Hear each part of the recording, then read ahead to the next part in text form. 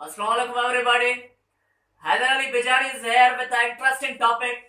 शेख अहमद सिरंदी, जिसे तारीख मुजद्दिद अलिफ सानी के नाम से पहचानती है और जिसका टाइम पीरियड है 1564 से लेकर 1624 तक। अगर हम सबसे पहले हम इंट्रोडक्शन पे बात कर रहे हैं, जब इंडिया में सब कॉन्टिनेंट में अन इस्लामिक प्रैक्टिसेस स्टार्ट हुई, जैसे दीन इलाही मूवमेंट, भक्ति movement, अल्फी movement, so these movements were the dangers for the Muslims in the subcontinent.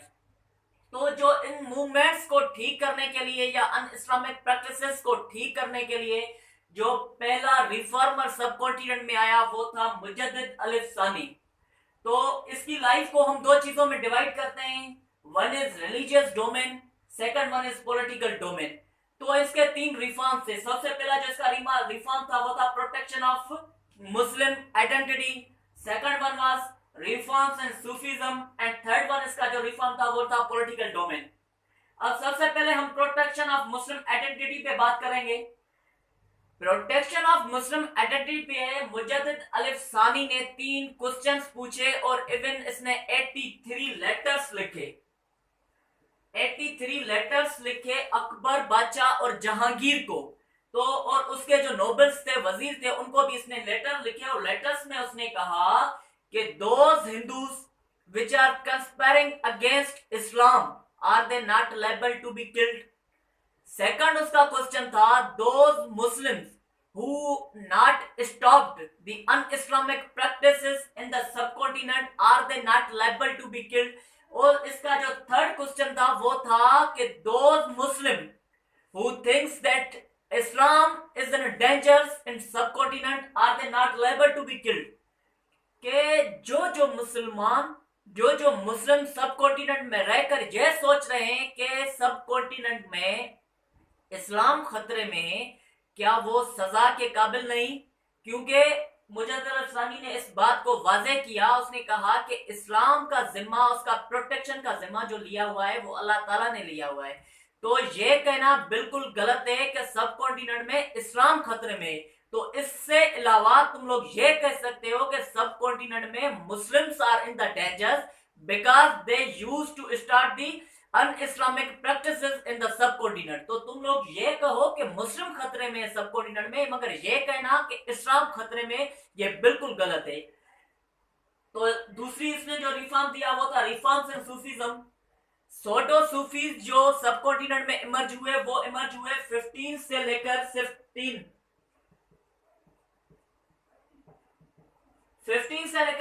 Century में सोडो सूफीज इमर्ज हुए। तो सोडो सूफीज जो अन इस्लामिक प्रैक्टिसेस स्टार्ट की और जिससे देखकर अनबिलीवर मुस्लिम्स हो रहे थे, मगर उनका जो वे था वो अन इस्लामिक था, वो फेथ पे ज्यादातर लेक्चर नहीं देते थे।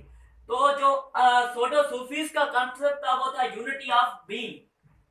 यूनिटी ऑफ बीइंग के मुताबिक सोडो सूफीज कहते थे कि God is creator of the universe and God is present everywhere in the universe. तो जो ये यूनिटी ऑफ बीइंग का कॉन्सेप्ट था ये बिल्कुल एक्यूरेट ओरिजिनल कॉन्सेप्ट था, मगर बहुत से लोग इस कॉन्सेप्ट का मिसयूज करते थे और गलत इस्तेमाल भी उन लोगों ने किया। तो इसके बुनियाद पे मुजद्दिद अलिफ सानी ने जो हमें कॉन्सेप्ट दिया वो था यूनिटी ऑफ प्रेजेंस।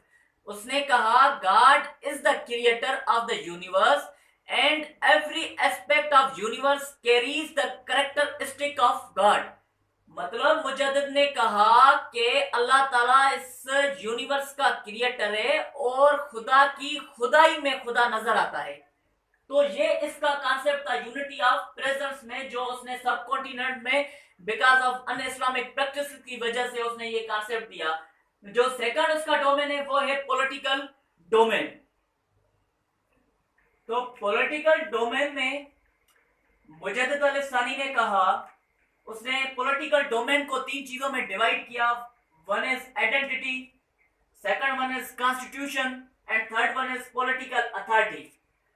मुजद्दिद अलिफ सानी ने कहा कि अगर आप कॉन्स्टिट्यूशन इंपोज करना चाहते हो सोसाइटी में without the presence of political authority, आप कॉन्स्टिट्यूशन लगा रहे हो अगर पॉलिटिकल अथॉरिटी के एब्सेंस में, तो आपका कॉन्स्टिट्यूशन सोसाइटी के मैनर्स को बिगाड़ देगा।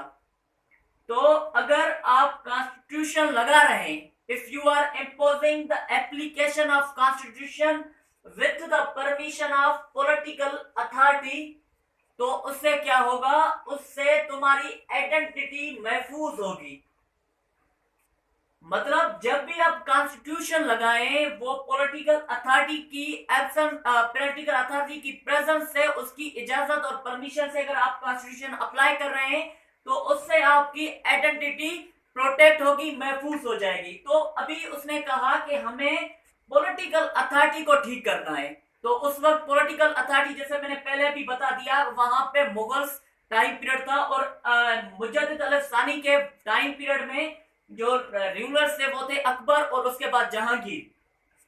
तो उसने, मैंने पहले भी बता दिया कि 83 लेटर्स लिखे अकबर को, जहांगीर को और इवन उनके नोबल्स को, कि भाई तुम अपनी पॉलिटिकल अथॉरिटी को ठीक करो, क्योंकि अगर तुम लोगों ने पॉलिटिकल अथॉरिटी ठीक नहीं की तो तुम्हारी यहाँ पे डिक्लाइन आ जाएगी। तो उसने कहा कि 4 चीजें ठीक करो, किंग, नोबिलिटी, ट्रेजर, आर्मी। सबसे पहले किंग। उसने कहा कि बाबर से पहले जो भी सब कॉन्टिनेंट में किंग आए, they were getting the investiture from the caliph. जो वक्त का कैलिफ था उससे इन्वेस्टिचर हासिल करते थे, मगर बाबर ने ये हासिल करने से रिफ्यूज कर लिया। और उसने कहा कि तुम लोग यहाँ पे कहलाते हो कि shadow of God on the earth.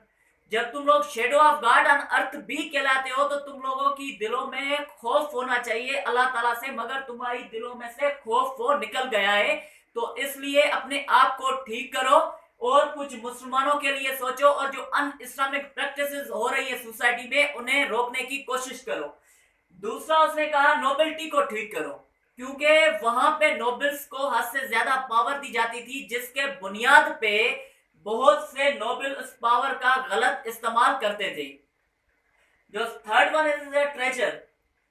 मुजद्दिद अल सानी ने कहा कि जब भी हजरत मोहम्मद सल्लल्लाहु अलैहि वसल्लम के टाइम पीरियड में कभी भी खजाने का हमेशा एक बैतुल माल में खजाना जाता था, मगर यहाँ पे तुम लोग खजाने को 2 चीजों में डिवाइड करते हो, one is for the royal and second one is for the public. तो उसने कहा कि ये चीज खत्म कर दो और खजाना सिर्फ बैतुल माल के लिए ही तुम लोग वक्फ कर दो।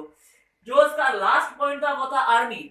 उसने कहा कि तुम लोगों की वजह से तुम्हारी आर्मी दिन ब दिन वीक होती जा रही है, और इसी बुनियाद पे यहाँ पे अन इस्लामिक प्रैक्टिसेस स्टार्ट हो गई है। तो खुद को ठीक करो, अपने नोबल्स को ठीक करो, उसके बाद अपनी आर्मी को ठीक करो, जिससे अन इस्लामिक प्रैक्टिसेस सब कॉन्टिनेंट में खत्म हो जाएगी और तुम लोगों का जो रूल है, सल्तनत है, वो हमेशा कायम रहेगी। So this was the lecture about Sheikh Ahmad Sarandi, and if you really like my lecture then please subscribe my channel। अगर आप कमेंट करना चाहते हैं तो प्लीज कमेंट कीजिए। Thank you, that's all.